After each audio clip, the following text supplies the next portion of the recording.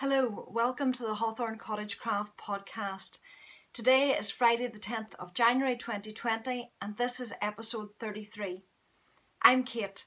You can find me on Instagram as Kate_Hawthorne Cottage Craft, on Ravelry as a runner bean, and there's a Ravelry group for the podcast called Hawthorne Cottage Craft Podcast. Happy New Year! Welcome if you are a new viewer and welcome back if you're a returning viewer. It has been a while. I think the last proper podcast episode was July, beginning of August, and there's been a gap. Most of you will know the circumstances behind that by now if you follow me on Instagram or if you caught up with me on Vlogmas, and I decided I would step back into this through Vlogmas, kind of find my feet again. So thank you to everybody who followed me and supported me through Vlogmas and who watched each episode as they occurred, and for all the new subscribers who hit that subscribe button, thank you so much. I noticed a few new members over the Vlogmas and Christmas period. So it's a new year, new beginnings, and hopefully this year will bring lots of lovely nitty goodness and things to celebrate and enjoy. Certainly in the next couple of weeks there'll be a celebration. It's the 3-year anniversary of the podcast, and in the next episode hopefully we'll celebrate that. But until then, I hope you have your cuppa. I have my coffee here as usual. I hope you have your cuppa and some knitting or other crafting in your hand, and we'll get on and chat about our knitting and what I've been up to in the last few weeks. The 31st of December saw the close of our Garments Galore Cal. I'd been running this along with Selma, who's the Little Big Knits podcast, and we both closed our threads maybe a day or two late, so if you got another garment squeezed in there, brilliant. But we had a great year. The sheer volume of garments that have been knit was mind-blowing. We both had threads in our podcast groups and Ravelry for general finished objects, so any garment, and any garment basically was a sweater or a cardigan, a dress, a tunic, skirt, trousers if you were crazy enough to knit trousers. And we both had a thread in our groups, as I said, for the general finished objects. Both of us had a thread in our groups for summer fibres, so any garment that was knit in something like cotton or linen or hemp, not wool. It had to be a summery natural fibre.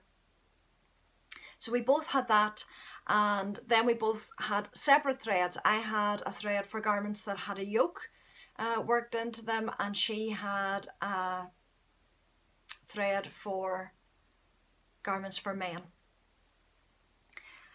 As I said, there were so many entries on both groups and the projects were beautiful. There are so many more projects on my list of things that I'd like to knit and wonder when I'll ever have the time, but they were beautiful. The photographs were beautiful and everybody worked so hard at it.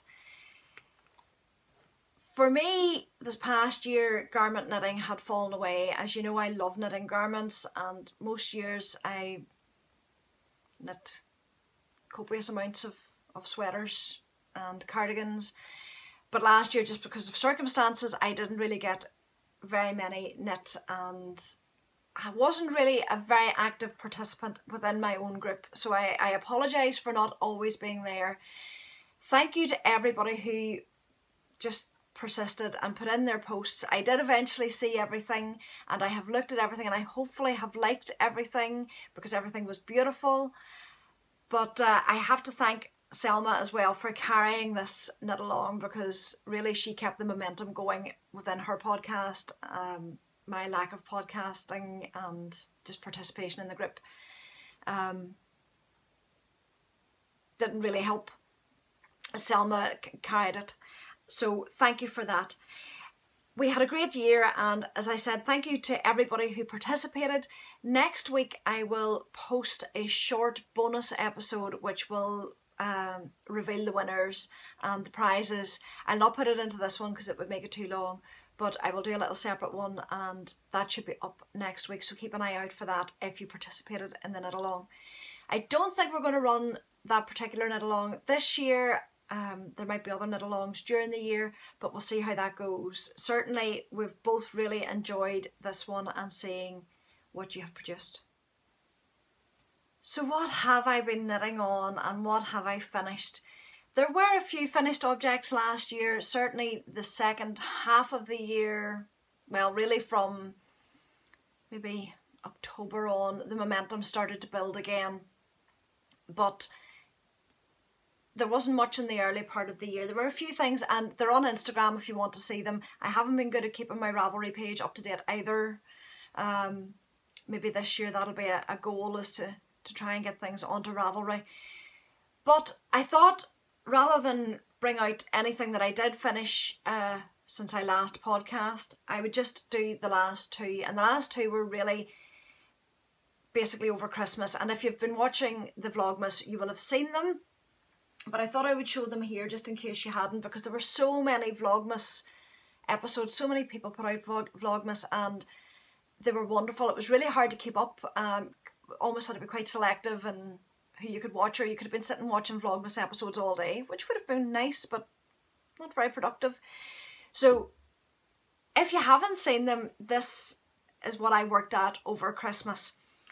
The first finished object I had were my socks. Now, they have been worn, so they're not as pristine looking as they were. They were worn a lot after Christmas. But I knit the Advent socks from the Cozy Knitter. Cozy Knitter is a dyer based in Toronto, and she produces the most beautiful, if you like self-striping yarn, go to see the Cozy Knitters yarns. They are beautiful. I've knit with them before. I knit a pair of socks on a Canadian theme. They were the lumberjack socks, and the stripes in them are beautiful. And every year she produces an Advent colorway, and there's a 24 stripe repeat. So you can knit a stripe a day over Advent, and that's what I did. So this was the Advent socks. I decided, because I have a short foot and I worried that if I knit from top down, which is my preferred method, that I would run out of foot for the yarn. So I decided this time I would knit toe-up socks. I've knit toe-up socks before.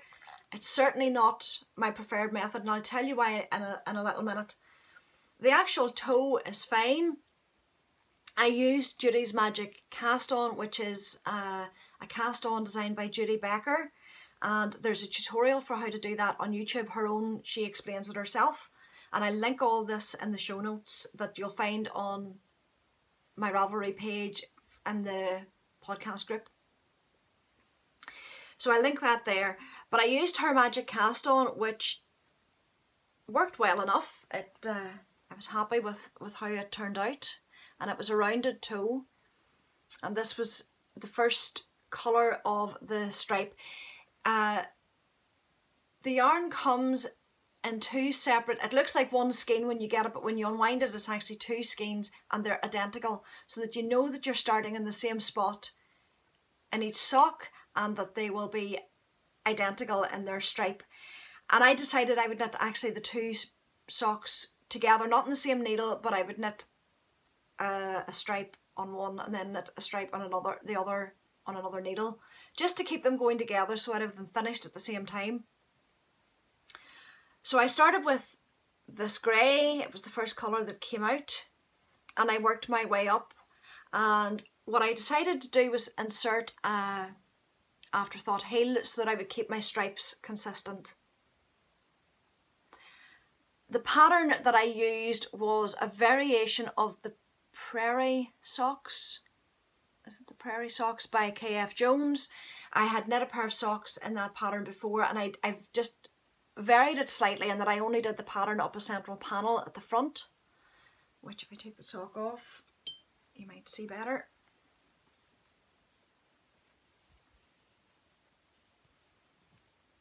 And it's just a really simple little pattern that's very easy to memorise and breaks the monotony of a vanilla sock. So that was the general pattern of the sock, and it was my 64 stitch as per usual on my 2.5mm, which is a US 1.5 needle. I did it magic loop. And then I decided to do, I had got the last stripe was the green one. And this was just going in then to a second repeat, but I didn't want the length of them any longer.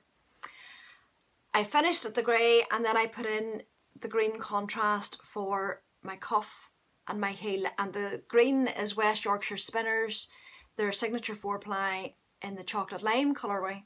Again, all the details will be on the show notes. I'd said that toe-up socks aren't my preferred method, and there's a reason for that. I don't like the top of my cuff. If I do a normal cast off, I'm quite tight in my bind off, and it would be too tight. I don't have skinny ankles, I need stretch. So I use a loose bind off. I don't like the stretchy bind offs that some people use on the top of their sock. It doesn't work for me, and I'd just done my usual loose bind off, but for me it flares, and it's the flare that I don't like. You can really see it when it's on the blocker, how it flares out. I don't really like that. I like when I do my cast on and work top down, I think it's a neater finish. But maybe that's something I need to work on. Maybe look at other bind offs that are still stretchy but that don't flare out. That would be the only downside of doing this toe up. Apart from that, it was just, as I said, I put in waste yarn and did the heel. I think I may have a wee nubbly bit there that I'm not sure how I got, but it doesn't really matter when they're on. So I'm really, really pleased with those, and I did wear them a lot over Christmas. I finished them on Christmas Eve. I was determined that I would finish them then so that I could wear them on Christmas Day, which I did. It meant that the second project, which I had hoped to have finished, I'd worked through Advent as well, and I'd hoped to finish on Christmas Eve, got delayed a bit because there was no way, just with all the other things that go on in pre-Christmas preparation, that they would both get done. The second project came from something that Selma and I did together. At the beginning of November, I was so excited that Selma came here to visit. Because I haven't podcast, I haven't really talked about this. Selma has talked about it in her podcast. She came for just over a week from Canada, and we had the best week. It started with the Ullin Knit Retreat, and again, because I haven't podcast, I haven't talked about that. We had a wonderful weekend with Aidan, who is the knitting monk. Emma, who's Woolly Mammoth Fibres, and I organised that in Larne, here in Northern Ireland. We had a really relaxing weekend with folks coming from basically all over the world. It was wonderful. It was relaxed. We got to chat. We got to make new friends. It felt as though we'd known each other forever. And we knit together, and we had really interesting discussions with Aidan that he led. And it really, for me, it really reignited my creative heart. I had lost mojo during the year. I was finding it really hard just to ground myself and settle back in, and my creative batteries were really recharged over that weekend. And the added bonus for me was that Selma was here. The weekend finished and she stayed on, and I showed her some of the sights of Northern Ireland. We looked at the Dark Hedges, which is from Game of Thrones. A lot of Game of Thrones is shot here. I've never watched it, but a lot of it, the scenery is from here. So I took her to see the Dark Hedges. We went to the Giant's Causeway. We did Bushmills Distillery, which was a lot of fun. And then we spent a few days in County Donegal in the Republic of Ireland. it's not far from here, and it's very close to where I grew up. And we spent a couple of days in Kilcar, which is where Studio Donegal is based, and we spent a wonderful morning there, squeezing yarn, buying yarn, looking at the weaving. We had a great time. But when Selma was here, we had decided earlier in the year that we were going to exchange advent calendars. I love the advent calendars that the yarn dyers produce, and I'm sure you've seen a lot of them over the last few weeks, and certainly over Vlogmas you would have seen a lot of podcasters opening their advent calendars from different yarn dyers. I love them, but they're pricey, and quite rightly so. The work that goes into creating advent calendars en masse is huge, and hats off to anybody who does that. But it makes them pricey, and I can't really justify the price of them at the moment. So we decided that we still wanted to have the fun of an advent calendar, and we would create one for each other. We made up 24 10-gram minis that were really, I had a few minis maybe that I had bought, but the majority of them were leftovers from projects that I had done. They were all 4-ply, so that they were consistent, and we just made up a little advent calendar for each other. We put in other little bits and pieces. There was tea, there was a chocolate every day, which was lovely. With stitch markers, there were some beautiful ceramic pieces that Selma put into mine. I had 2 little ceramic sheep and a little ceramic dish that she had got locally to her. And I had made her a project bag to start with, and she gave me this one, which is a Jenna Rose bag, and I linked the Jenna Rose shop on Etsy. I love her bags. I have a little pouch that I'd got a while ago.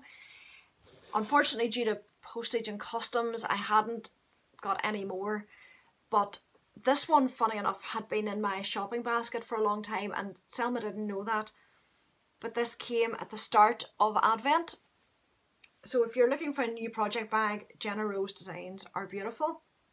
I got that, and then on the 25th day we'd put in a full skein of yarn each, and this was what I received from Selma. Again, it's a local to her yarn. It's Canadian. It's Riverside Studio. It's made in Wakefield, Quebec. And Corrosion is the colourway. So that was a beautiful treat on Christmas Day. But the main part of the Advent calendar, and why we had wanted it, were for the minis to create an Advent project. We both decided this year, we'd looked at different ideas. It wasn't that we were going to knit necessarily the same project. That was up to Selma, what she wanted to knit. As it turned out, we actually did knit the same project. We both fell in love with the Habitation Throw, which was a design by Helen Stewart, who's Curious Handmade. And she, every Christmas time, Advent time, does Knitvent. And it's a series of patterns that she releases during December, or the end of November for the start of December, I suppose. The Habitation Throw was one of this year's, and it was to use your 24 minis. And I love what it produced. I finished, because as I said I wanted to finish the socks, I got delayed about, I think I fell behind by about 4 days. But then I caught up quite quickly because I knit on Christmas Eve night. I didn't do a Christmas Eve cast on this year because I wanted to finish this. And so I got a couple of days in one. So I think it was really Boxing Day or the day after that I completely finished. And this is my throw. Isn't it lovely? So it's a little lap blanket, and it's actually extremely warm. And I keep it on my chair. And it's just, it was corner to corner. So I think this was the corner I started on. And then it just worked to the middle.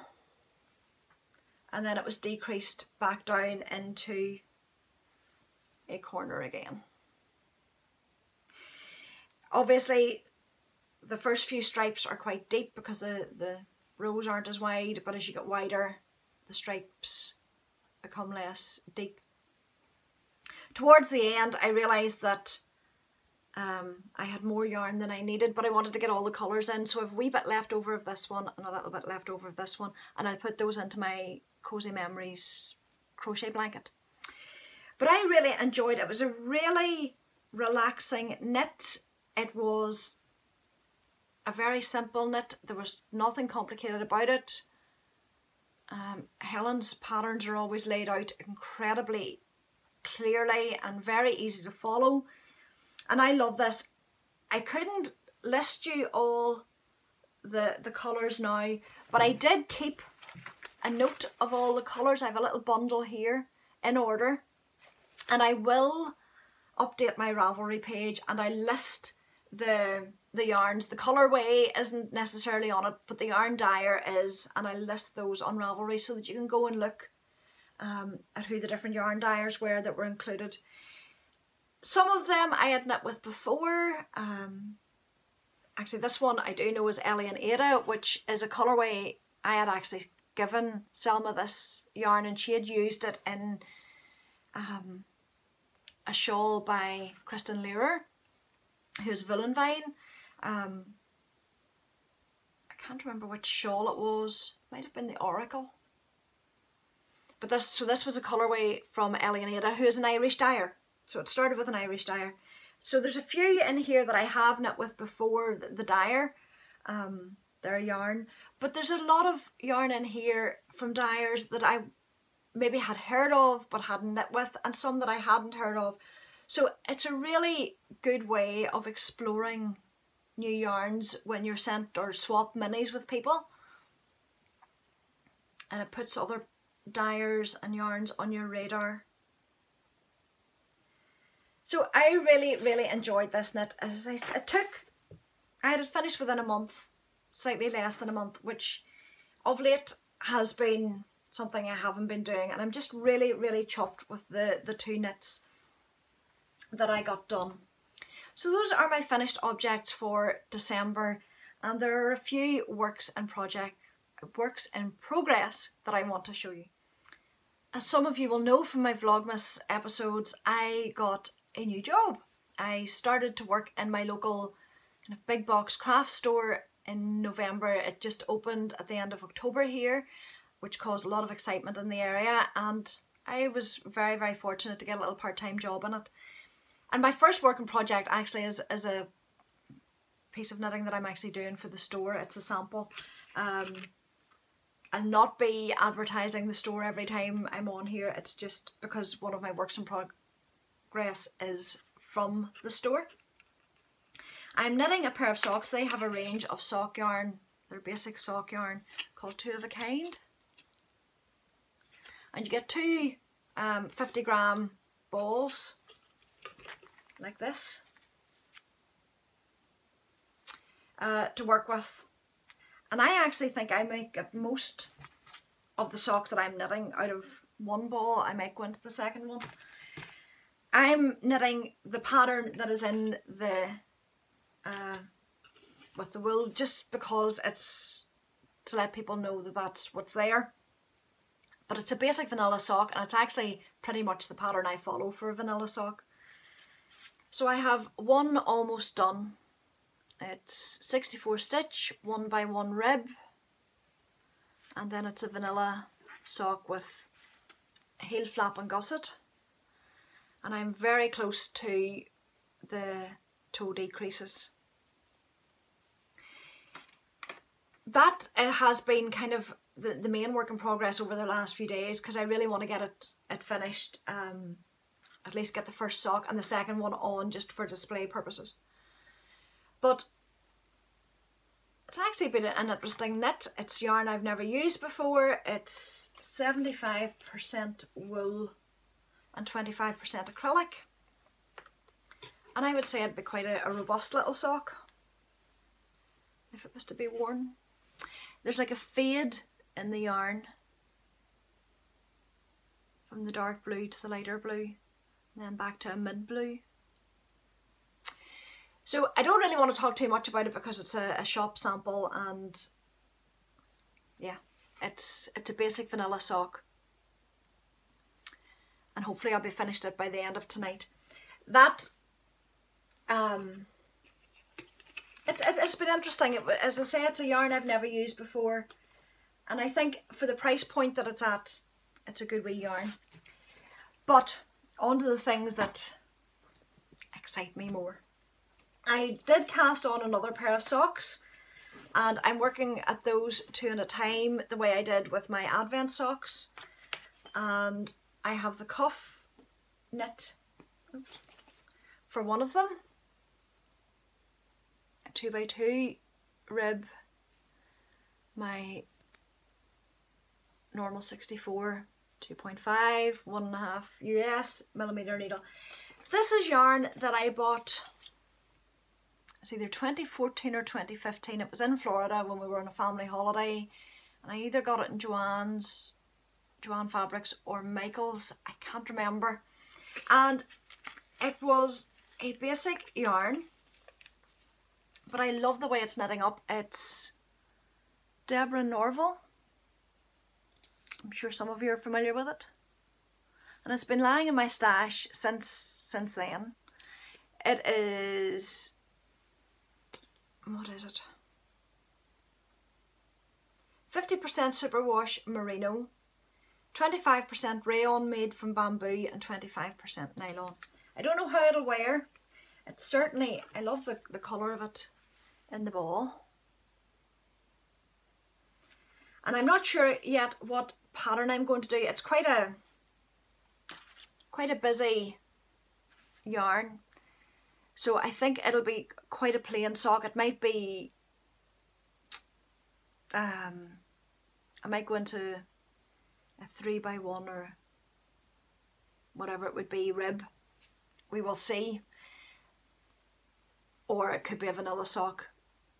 But I don't think there'll be too much pattern, because any pattern I think will be lost in this. But it's nice getting back into just normal sock knitting again, and socks that I'll wear. So those were kind of the first very simple works in progress. Nothing too exciting there. Until we get a bit further down and I get that other sock out of the way. A project that I have been working on for a little while was at the request, well, not quite at the request of James. He had said that he would like one of these, but hadn't actually put in a request for it. But I thought, he's talked about it, I know he would like it. He comes down in the morning wrapped in a blanket. He just walks around with a fleecy blanket. And he always has said that he would love a poncho just to wear about the house in the morning. So who would I be if I couldn't knit him a poncho? I had planned for it to be for Christmas, but it didn't get finished because my Advent things, and I'm a selfish knitter. I knit for myself. It got set aside. But we are quite well on. He now knows about it because I wanted to check the length on him and if he wanted it really long, because I have plenty of yarn to make it really long. It's a pattern based on the Amenbo. I'll put it down at the bottom. I'll link it in the notes. It's Kinky Boy Knit I found on Ravelry. I think it was a free pattern. I will link it. And it's based loosely on that. I've got the shaping, the basic shaping from that, the increases that I need. But there was a little bit of texture through the poncho, which I knew James wouldn't want. He would want it quite simple and plain. And it's coming on well. It's been shoved into the bag, so it's a bit wrinkled. It will stretch out once it's blocked. It can be worn with the increases down the front, or it can be worn like this, and I think he'll wear it like this. So we're well down. It's very simple knitting. It's been great for car journeys actually when I'm going down to see my mum, because it's just round and round with the odd increase. I'm knitting this on 6mm needles, so it's quite speedy.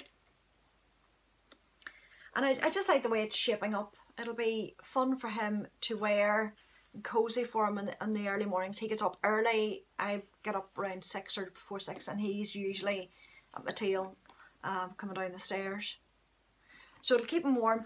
The yarn I'm using, and I have this much left of this skein, and I have a full skein left, which dependent on when I finish this last one, whether he wants it longer. It's Cascade Yarns Heather, and the colourway is 8400, but it's this beautiful deep grey, which he likes. I actually quite like that grey too. I can see a sweater in this. It's very, very nice yarn to work with. It's very soft. It is 100% Peruvian Highland wool, but it's very, very soft. But it's coming along nicely. I'm really happy with it. It'll be finished for him, and he has asked, can he wear it outside? Why not? Why not? But it is for the house generally, for him to wear in the mornings and when he just wants wrapped up. So I was working on that, and I'm back at that again. I'd like to get it finished fairly soon. I have, for having lost my mojo last year, it's back with a vengeance. There's a list of things I want to cast on, but I really want to finish some things that are on the needles, although I did do one cast on.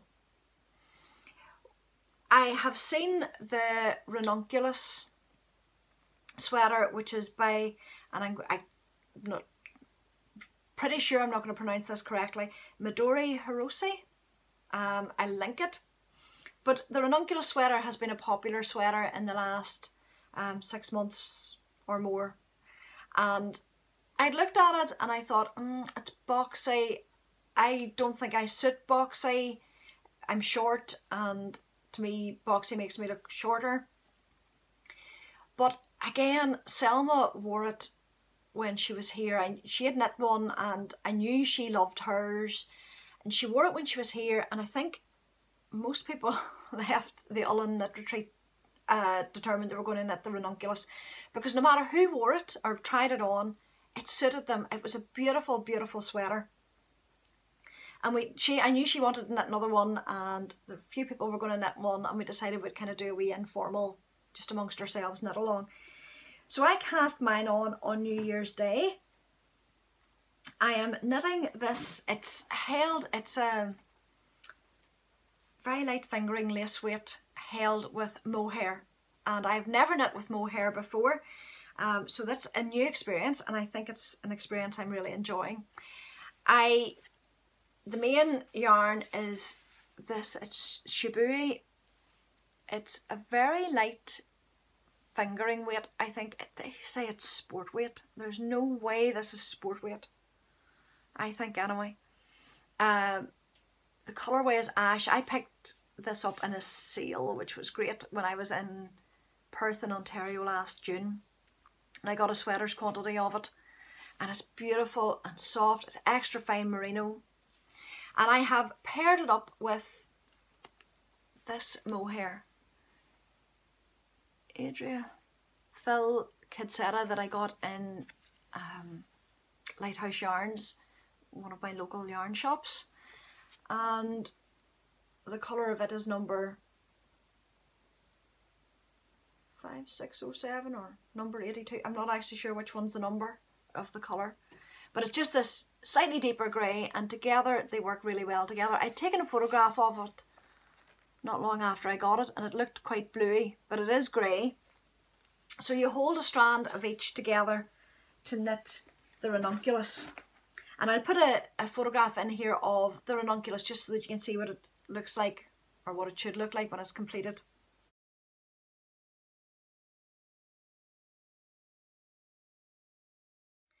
So this is my ranunculus.